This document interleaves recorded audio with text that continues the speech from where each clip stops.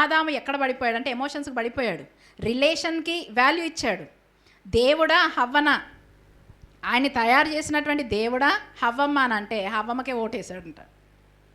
ఏ మాత్రం వెనక ముందు ఆలోచించకుండా ఎందుకు తిన్నావే ఆగు, దేవుడు వస్తాడు కదా సాయంత్రం మాట్లాడుకుందాం, కూర్చొని మాట్లాడుకుందాం, ఆతృత ఇది ఏమీ లేదు.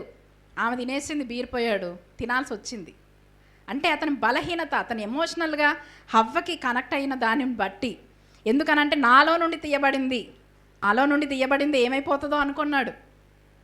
కాబట్టి ఏంటంటే సరే ఏది జరిగినా సరే ఇద్దరం కలిసి అనుభవిద్దాం అన్న ఆలోచనతో దేవుని మాటను ధిక్కరించి దేవుని కోసం వేచి ఉండక తీసుకున్నటువంటి నిర్ణయాన్ని బట్టి మరి ఇతను కూడా తినడము, కళ్ళు తెరవబడడం మనం చూస్తున్నాం. ఒక మానవ సంబంధమైనటువంటి బంధాల్లో ఈ రోజున చాలామంది ఏంటంటే ఇలాంటి మైకంలోనే బ్రతుకుతున్నారు.